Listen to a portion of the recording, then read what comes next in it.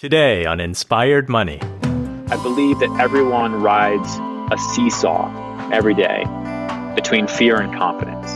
And you're either on one side of the seesaw or the other, and you got to figure out how to balance right in the middle and have it kind of hover. Because if you're just on the confidence side of the seesaw, then you're a jerk, right? You're mean, you're arrogant, you're a dick. No one wants to deal with you. And if you're just on the fear side of the seesaw, then you don't get out of bed. You're too nervous, you're too upset, you're too afraid of life. But that fear is what needs to propel you, right? That fear of failure. This is episode 65 with realtor, author, and star of Bravo's $1 Million Listing New York, Ryan Serhant. Welcome to Inspired Money. My name is Andy Wong, a managing partner at Runnymede Capital Management.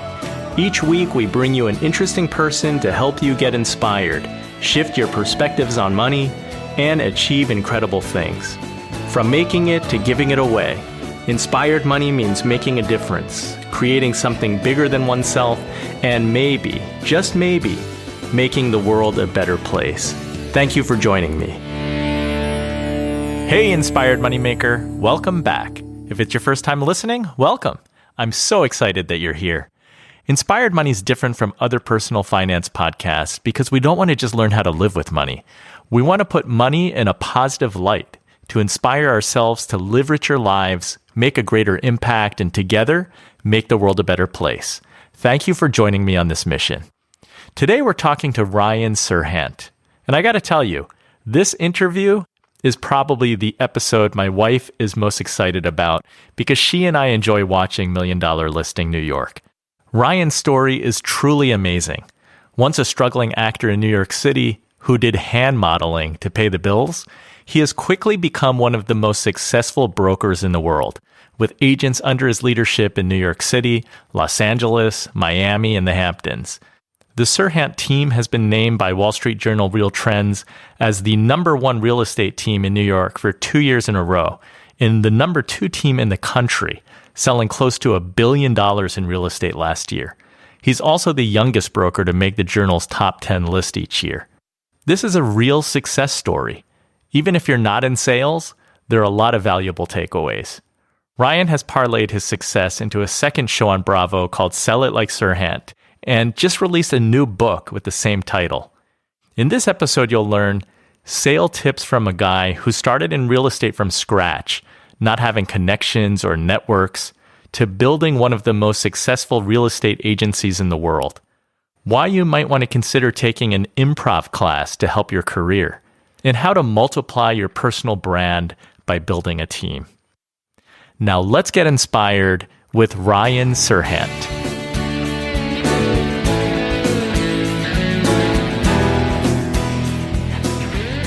Ryan, welcome to Inspired Money. It's so great to have you on the show. Thank you for having me. This is awesome. Let's jump right in. What's your earliest childhood memory of money? My earliest childhood memory of money was probably getting paid by my dad to pick up sticks in our yard. That was like one of my first jobs. That's where I first realized that I could do something that would result in money coming to me, not just money going to my parents or money with my parents. And I can't remember what it was, but it was like $1 a stick or something like that. So I'd have to go find sticks and move them. It might have actually been a lot less than that. But that's my first memory, I think. Yeah, very low tech, but yeah, exchanging your labor for money, that's pretty good. Yeah, it was important to learn. You know, my dad always made us do manual labor up until I graduated college. Now, most people know you from Bravo's hit show, $1 Million Listing, and you have a second show, Selling It Like Serhant. How were you able to transform yourself from an insecure kid, I know that you call yourself the anti-salesman, into one of the most successful real estate brokers in the world? I mean, first and foremost, my back was up against a wall. I was in New York City. It was the summer of 2008. I'd run out of money. I didn't want to move home, which at that time was in Colorado. And because that felt like I'd be failing and quitting, and I didn't know what else to do. And instead of complaining or being angry at the city and being upset, or also instead of just getting a regular survival job like bartending, waiting tables, because I knew if I did that, I'd be stuck doing that for the next 10 to 20 years. I wanted to try to do something different. And a friend of mine said, get your real estate license. It's all in improv. And I was good at improv classes and my acting background. He said, you just meet people on the street and you show them apartments that aren't even yours. And if they like the apartments, you get paid for it. And I couldn't believe that was a real job. It's like, wait a minute. I don't have to make the apartment. I don't have to create the apartments. These people don't even have to be my friends to start. I can meet people on the street or on the internet, show them other people's homes. And if they like it and they want it, someone will pay me money. Like, that's a job? That blows my mind. And that's what all sales is. It's a brokering of a transaction between two people.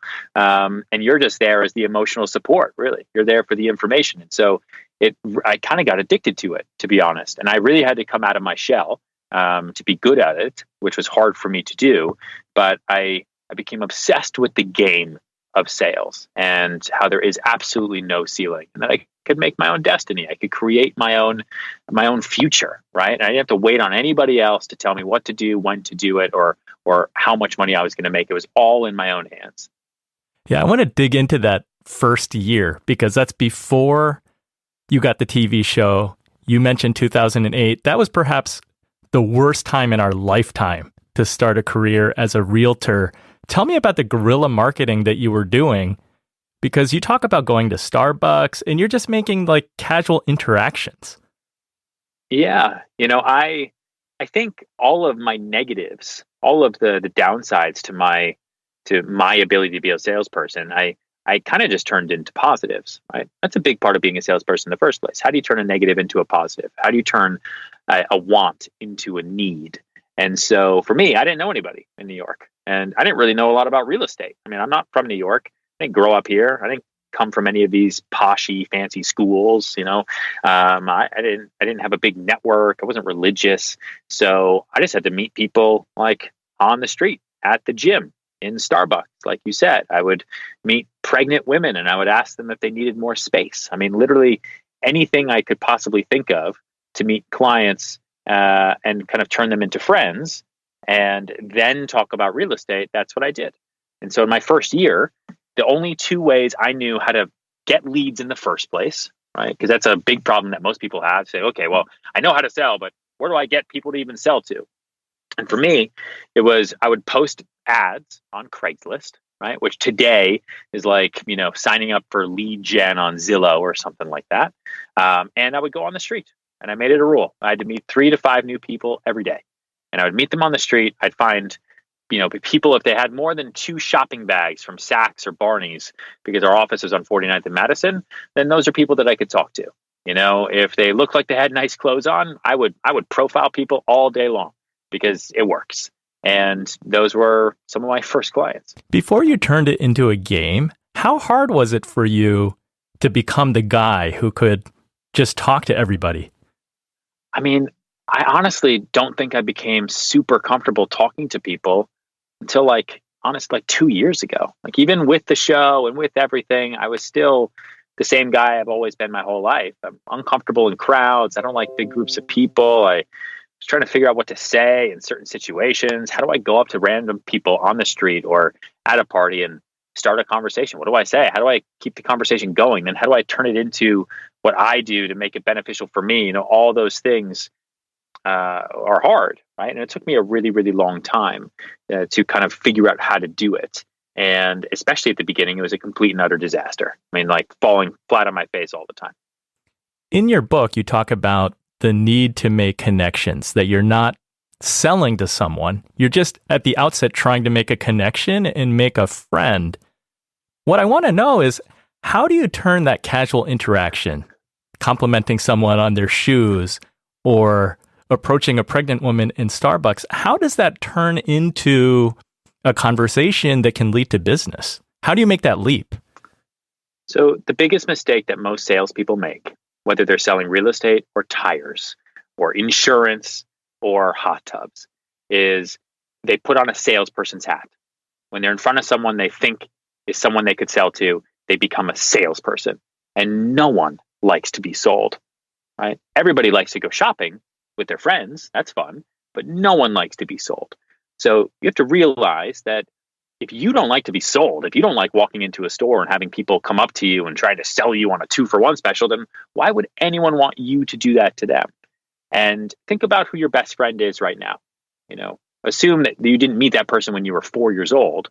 Maybe it's somebody that you met in the last 5, 10, 2 years, something like that. They were a complete stranger to you beforehand. And you had those initial 10 seconds to get to know them, right? Either with a compliment, a story, something that makes a common relationship. And the way you do that, right, is a solid introduction. There's a smile because people are attracted to happiness, right? A compliment and something that you have in common with them.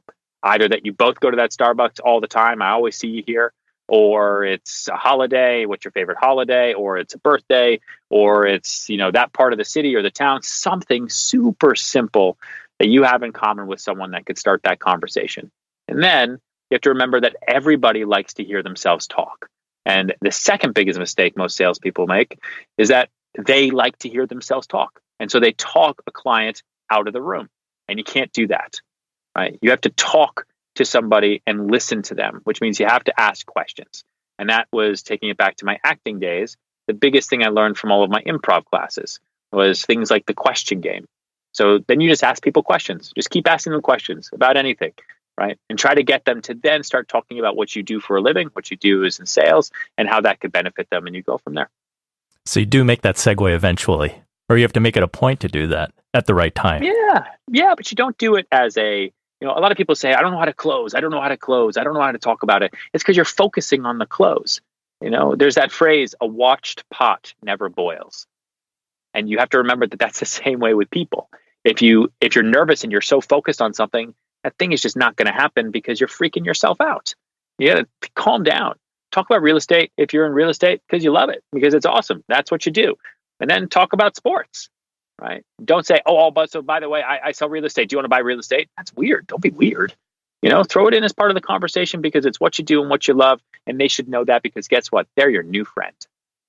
Yeah, it sounds like so much of what you do is about mindset. It's how you're thinking, how you're approaching people.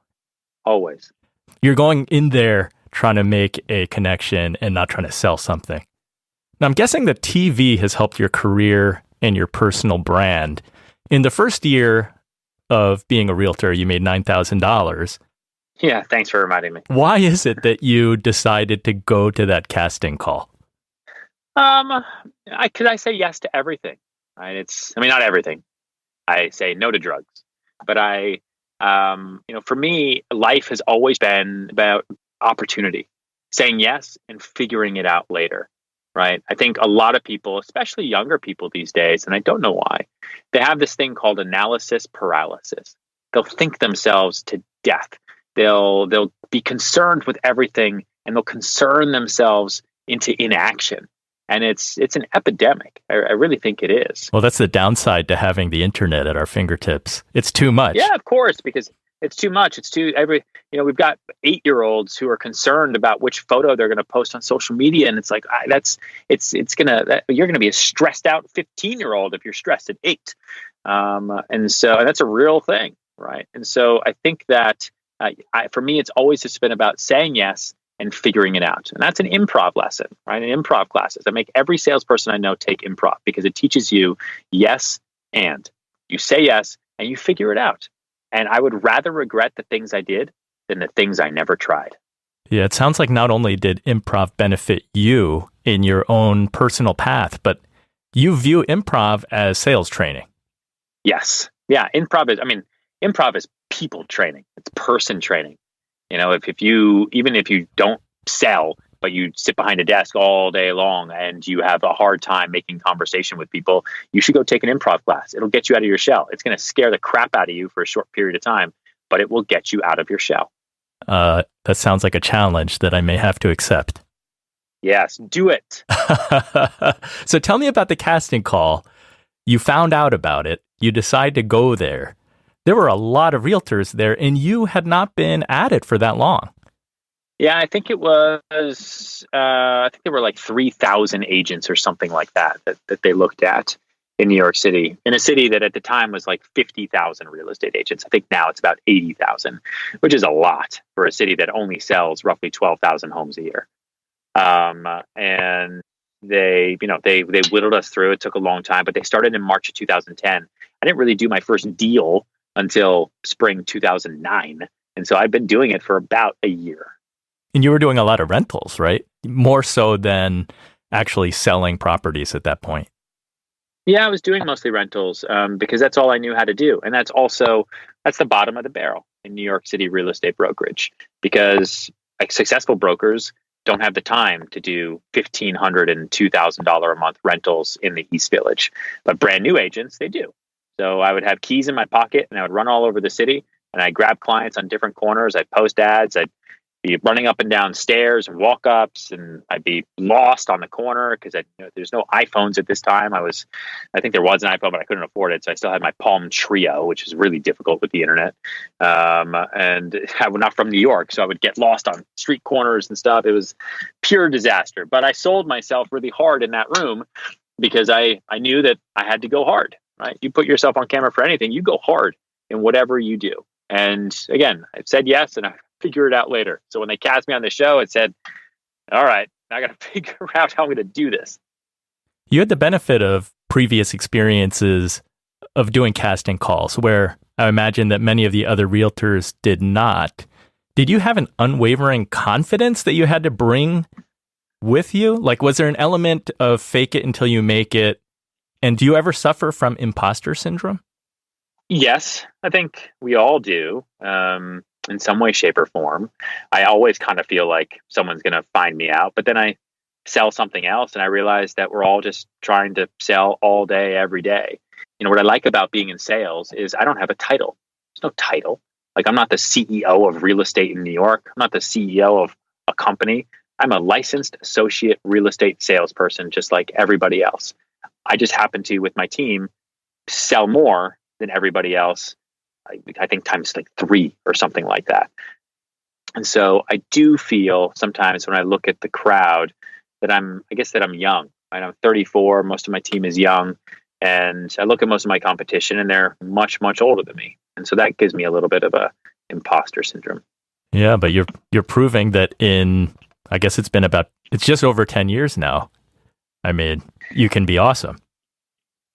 Yeah, I guess. Yeah, it takes a lot of work, that's for sure. So, given how you were as a kid versus what you've been able to accomplish over the last 10 years, like clearly in your book, you believe that anyone can sell. And then I think in today's world where personal branding is a thing, everyone's selling, right? And you were saying that a minute ago, how everyone has to sell no matter what their job is.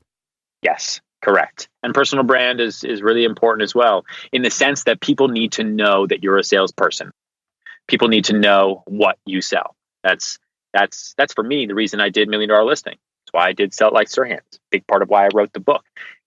My name associated with sales or selling is only going to be good for my business, no matter what I sell. And another one of your secrets is trying to have many balls up in the air. That seemed very early on in your process to be something that differentiated you. Yeah, it's kind of my sales game theory, if you will. Kind of like John Nash, right? From A Beautiful Mind. He created game theory for economics. For me, it was, the job of a salesperson is to sell one thing to one person, maybe 2 things to 2 people. And it's hard for individual salespeople to create volume without becoming overwhelmed, without losing track of clients, and without getting messy. And so I needed to figure out early on, okay, if that's the job, then what's the career, right? I want to work for the career. I don't want to work for the job. So the career is to sell as much as possible. All right, so I need to multiply myself. And so that's where the team came in handy. Right? So I need to leverage my time off of other people so I can multiply my personal brand every day. And I need to figure out, how to be in as many different places as possible, right? How to kind of wear as many different hats as I possibly could. And that was a big part of my early success with figuring out how to put as many deals in the air as I could, right? And that's the balls that I talk about. Having as many balls in the air as possible. That way, when balls do fall, so when deals do die, it's okay because they're always going to die. But you still have some up in the air, and that's what keeps you going. I think that early on, you are able to juggle these balls. And also, you're out there trying to meet 3 to 5 people every day. What was your system for keeping track of all those people and the different deals at different stages?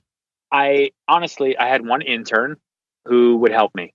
And I'm very organized to begin with. I need things to be tight and orderly. I'm very on top of email. I'm very on top of to-do lists.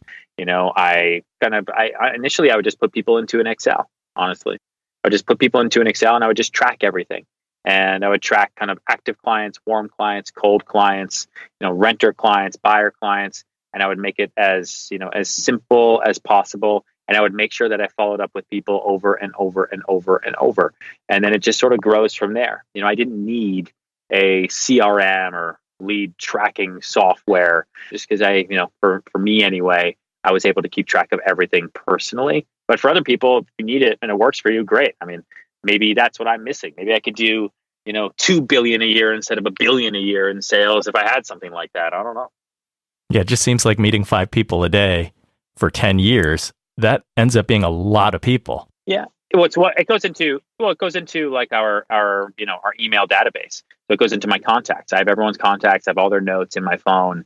And not those 5 people a day are not 5 people who need to buy a home tomorrow. Those are just 5 new people a day who will get my monthly newsletter, who I'll try to find on social media to make sure that they follow me, who will then know my face and my name and associate it with sales if and when they or a friend is ready to think about selling a home, right? Something that I could possibly do. That way they're always thinking about me, not necessarily me always thinking about them. Are you a big systems and process guy so that as you're building that list, you can be very systematic in how often you're reaching out to people and what kind of outreach you're doing? Not really. I think I aspire to be, but I was far more focused on just doing the work, like actually following up, actually meeting the people. I think a lot of people like that systems and process falls into the analysis paralysis and setting up office trap. There's a lot of salespeople out there who get really excited about setting up systems and business cards and all that because they're honestly nervous about the actual work. For me, I wanted to create chaos, right, within my life. So I wanted to have as many different transactions going on as many different times, and I wanted to create the stress and have the adrenaline rush from it because I knew if I created the chaos, then I could control the chaos in a way that made the most sense for me. Coming up, Ryan talks about what motivates him, his love for the game, and the importance of good follow-up. But first, what he means by controlling the chaos. Through help, through people. Like I am one person, but my brand as a salesperson is 62 people strong that are behind me, helping me sell everything. And I have accountability and expectations set with every single one of them. I have 5 separate assistants.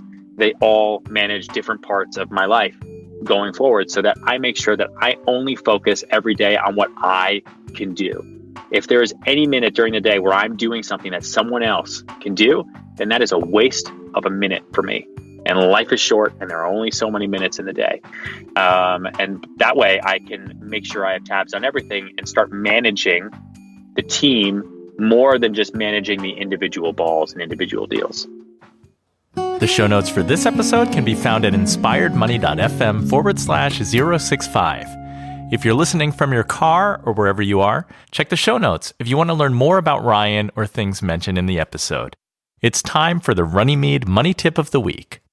So today I want to talk about how to choose the right real estate agent. I've worked with a number of agents and they were definitely not created equal. You want an agent that's super familiar with the local area and neighborhood. You want someone who is pleasant to work with, diligent, and who can be a creative negotiator and proactive problem solver. Here are 3 tips. First, compare real estate agents online. Use Zillow's Agent Finder tool to search for agents in your area. You can do a general online search for reviews and take note of how that agent responds to any negative reviews. And then on Zillow, you can find an agent's star rating. Second, meet with at least 3 agents. Don't settle on the first agent who you meet. According to Zillow, 61% of sellers only contact one agent. Get referrals, go to open houses to meet agents, and then compare and contrast them to find the person who will be the best fit for you. Third, as you evaluate, ask each of the 3 agents the same questions and compare their responses. Here are some basic questions. How long have you been working in real estate? Do you primarily work with buyers or sellers? How many active clients do you work with at a time? Are you part of a team? What's your specialty? How will you market my home if you're selling? And how are you best equipped to handle my situation? Just as with a job applicant, ask for references. And as a last tip, discuss strategy and number of showings in order to set expectations for both sides early on.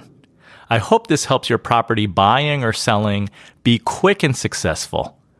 That's the Runnymede Money Tip of the Week. Inspired Money is brought to you by Runnymede Capital Management. We help you to plan, invest, and worry less. So what's your biggest financial challenge right now? Do you need help managing your investments, creating a plan, or consolidating old accounts? We can get you organized and set up for the future. Email me at awang@runnymede.com. That's RUNNYMEDE.com. Or go to inspiredmoney.fm/Andy. I'd love to hear from you, and we can even do a short call since it can be easier to talk money. You're listening to Inspired Money. I'm Andy Wong. How early did you start building your team? A couple, 2 years into the business, I think. I had my first intern, who is Yolanda, who is still with me to this day. Yeah, so pretty early. You knew that you couldn't do it just by yourself, and you were willing to make the investment. Yeah, well, listen, the great part about salespeople is they're relatively inexpensive, right? I mean, real estate agents are free. You don't pay them unless they sell. Same thing like me. I'm free. I'm the best unemployed person you've ever met. And I don't really have a job. Like, I don't have a W-2. No one pays me benefits. I only make money if I sell something. And if I don't sell something, I end up spending a lot of money and I lose it all. So high risk, high reward. And that's the way it should be, and I appreciate that, actually. And so, for my initial people that helped me on the team, it was really just about, keeping people incentivized to stay with me and not going somewhere else. What's your philosophy when you have 62 people on your team today? When you're hiring people, do you look for specific levels of experience, skills, or traits, or do you want a blank slate that you can mold that person to do things the way that you want it done? Both. My team is made up of both, to be honest. I look at everybody. If they're brand new, I want to make sure that they are moldable. If they are really experienced, I want to make sure that their experience is going to benefit me and not just them. And my team is made up of a mixture of people, but I would say that I probably tend more to people that are, 2 to 5 years of experience instead of people who are 5 to 10 years or longer. And I really look, and I talk about it in the book, I really look for the 3 E's when I interview people, when I look to meet with people, and that's empathy, energy, and enthusiasm. Those are the most important. Education is the 4th E, but I can teach everybody what I need them to know. Same way that I had to be taught when I first started, everything I needed to know. But they need to be able to empathize with clients. It's very, very important as a salesperson. They need to wake up with good energy, because if they wake up negative or sad or upset, that's the way they're going to sell. And they have to be able to sell enthusiasm, because we're not really selling a product, whether it's real estate or hot tubs, right? We're selling our enthusiasm for that product. I love that. The 3 E's are great. Sorry, I just had to mute my phone from ringing. If you're listening right now, that is not your phone. So Ryan, what skills are you specifically trying to teach your team? In everything that is then teachable, which is, Everything is as detailed as how to negotiate, how to work with buyers specifically, sellers specifically, how to create leads, how to create business for yourself, how to follow up. Follow up is a huge part of selling. How to structure your day so that you can be the most productive every single day. The one thing I can't teach, I haven't figured out how to do it yet, is to teach somebody to want. How to motivate yourself. You have to figure that out on your own. I cannot teach you to want something.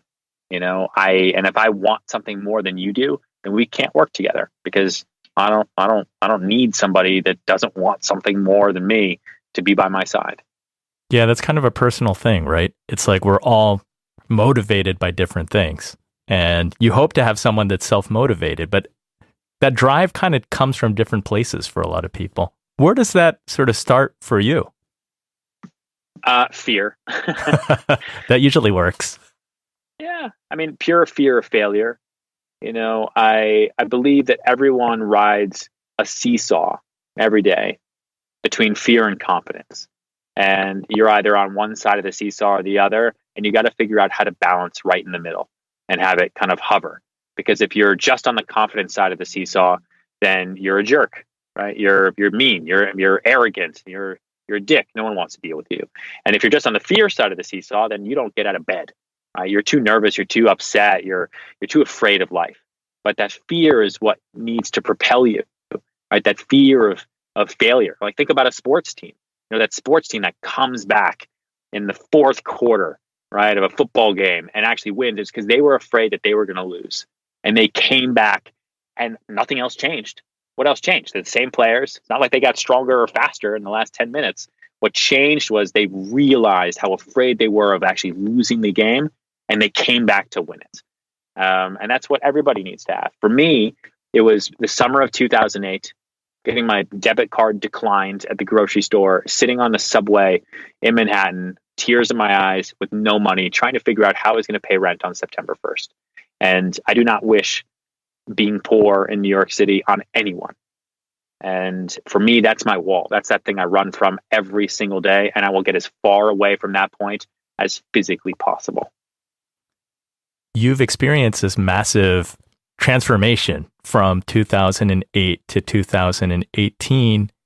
To what extent does the fear still drive you? Is it still there? Yes, every day. And the fear becomes relative. Do I think I'm going to be broke on the subway tomorrow? No. But do I think I'm going to fail at my current listings that I have, current deals that I have, my current goals? Absolutely. Every day, that fear drives me. So Ryan, you referenced a couple of times in our conversation the importance of follow-up and how maybe it's not a really difficult thing to do, but it's something that many salespeople fall down on. Can you talk a little bit about that? What do people need to think about? How can they improve on their follow-up? Yes, it's a big part of my book, actually, and it's a big part of my life. It's a big part of my agent playbook that I would give to my team members even before I wrote the book. And I remember when I was meeting with my publisher and talking about what the chapters would be and how I break it down, and they were like, "You really want to write a whole chapter on follow-up? Really?" I was like, "Yes, I promise you, it'll be good. People will learn from it. It'll be entertaining. And the deals that I've done are so insane that where I've learned about the power of follow-up, that they'll be entertaining." And now I think it's everybody's favorite chapter. It's the chapter called the 3 Fs, and mastering the art of follow-up. And that for me is follow up, follow through, and follow back. And I live by that. So I guess when you said before, am I a systems kind of guy? My brain goes to, computer systems and tech systems and filing systems. But, and I said, no, but I guess, I'm very detail oriented and systematic when it comes to how I do my actual work and how I follow up, how I stay on top of people, how I do value add follow up, how I never let anyone fall through the cracks. I guess I could say I'm pretty systematic with that. So it's a huge part of our business. I think for any salesperson, really for anybody, right? I think that's how even for my marriage, how I got my wife to agree to marry me. I had to follow up with her significantly. Yeah, that's how you keep yourself out of the doghouse too. Good follow-up. Also, yeah, exactly. Good follow-up. Open communication, clear, honest feedback, all that good stuff.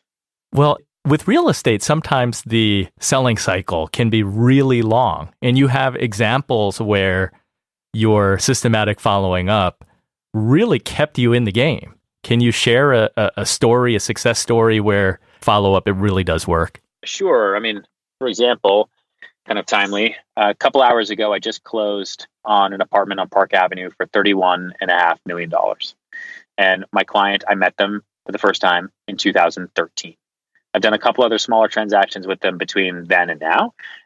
But I would not have sold them this apartment had I not followed up with them across the board every other day for 5 years. And it was a very, very big transaction. They know a lot of real estate brokers in the city. They're friends with a lot of real estate brokers in the city. They didn't have to use me when buying this apartment, but they used me because I was by far the most diligent, the most persistent, and I followed up with them, like I said, for 5 years.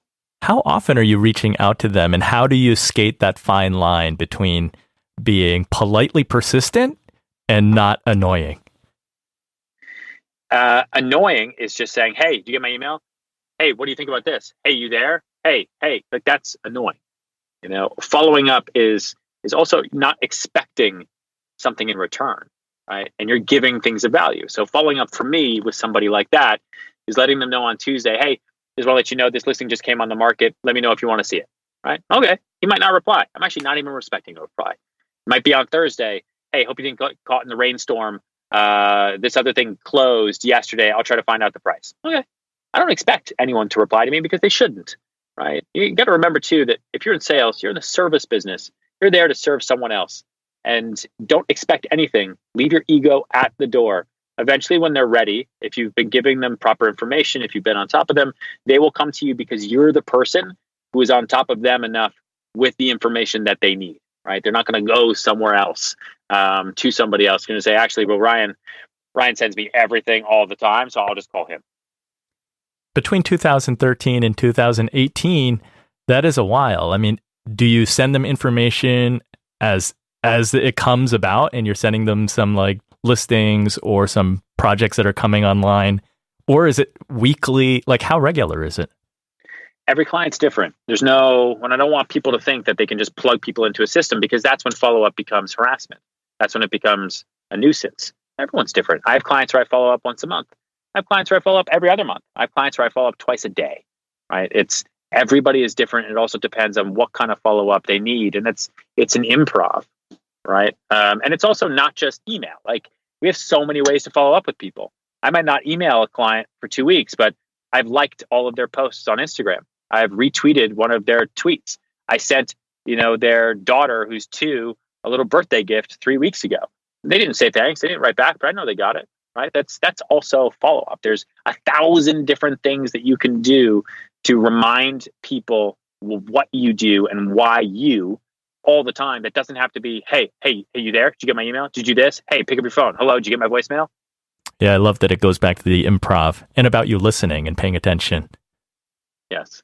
And it takes some creativity, because it includes sending a 2-year-old a gift, and then you have an example in your book where you sent someone a tree, I think. Yes, a big fig tree with a note that said impact. And that's how you make an impact. I love that. Ryan, I'd like to ask all of our guests, how do you define success? Success is consistently hitting your goals over time. I used to think that success was a number, but it's not a number. Success for me is that I've set goals and I've actually hit them and exceeded them more than just once. I've been able to prove to myself that I can do it over and over again. That's success to me. In the introduction of your book, in the early stages, you talked about how your dream was to become a famous actor, and that was getting crushed along with your self-worth.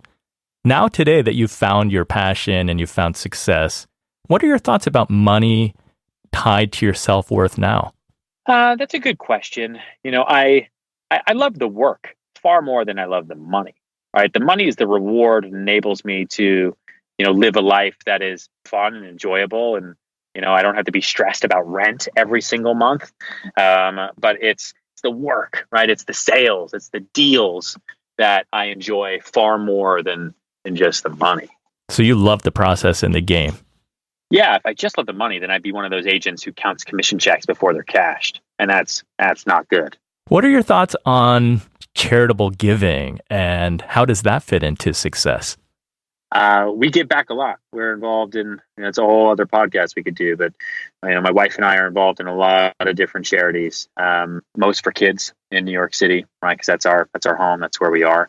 And we give back as much as we can, because at the end of the day, I am only successful because of what life has given me. Right? I didn't create these homes that I sell out of thin air. I didn't create New York City. New York City was here far before me, and it'll be here long after me. So you have to remember that when you're making money and you make enough money to be able to give back, or you're successful enough where you can spend some time and give back your time. You're playing with the house's money. I only make a large commission check on a $30 million sale because that home happens to be worth $30 million in New York City. If I was somewhere else, it wouldn't be that much. If it was somewhere else, I might not have ever even sold it. So it's not really my money. It's the house's money. And it's very important to give back. It's good for good karma, and it's good for the future. Yeah, and good for your community. So thank you for sharing your really inspiring story, what you've been able to build from being a starving actor to where you are today. Can you tell the Inspired Money listener where they can find you, get your book, learn more about your business, and see your TV shows? So the book is Sell It Like Serhant, How to Sell More, Earn More, and Become the Ultimate Sales Machine. It just came out. It's available everywhere books are sold. The audiobook is also available everywhere audiobooks are sold. I actually read it myself, so it's super dramatic, and I would love everyone to get it. You can find me on social media everywhere, Instagram, Twitter, Facebook, at Ryan Serhant. And the two shows, $1 Million Listing New York and Sell It Like Serhant, are on Bravo. You can watch past episodes on iTunes and on demand. And my vlog is on youtube.com/Ryan Serhant. And it's a weekly vlog that we put out every Wednesday about life as a salesperson in New York City. Awesome. Kudos to you for recording your own audiobook. I hear that is really difficult. I wrote it, so it was kind of funny. And then I would notice typos, and I'd be like, "Oh God, man, I gotta go fix this. That word doesn't have two I's in it." Second edition. Yeah. Thanks, Ryan. Really appreciate it. Thank you. So what was your favorite Inspired Money moment? I had a few. I love Ryan's philosophy of saying yes and figuring it out later. It comes from his improv training. And then he offered very practical advice, like setting the goal of meeting 3 to 5 new people per day and building a team for scale. And then one of my favorite things that he talked about is that everyone is riding a seesaw between fear and confidence. You cannot be so afraid that you fail to try new things and take risks, but you have to do so while maintaining humility. If you had a different favorite Inspired Money moment and takeaway, let me know by going to inspiredmoney.fm/Facebook. Let's continue the conversation there. Before you go, I want to thank you for listening. If you enjoy the show, please tell a friend. If you're up for a little guerrilla podcast marketing, don't just tell them, grab their smartphone and subscribe for them. It's like giving them a free book. Put the show in their ears and hopefully they'll like it and listen. Thank you so much for helping more people to find Inspired Money and grow our community. Together, let's make the world a better place. All the music on today's show is by Jim Chemo West. Check out weirdal.com or Chemo's website because their touring schedule for 2019 just came out. Have an inspired week and do something that scares you because that's where the magic happens.